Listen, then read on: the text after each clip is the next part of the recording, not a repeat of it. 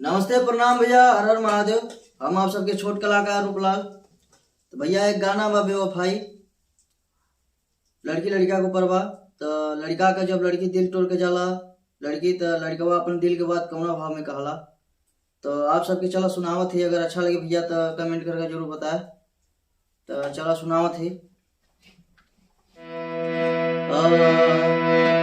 केहू कहे तो देखा दे से न फार के, दाग गहरा मिलल बाटे प्यार के।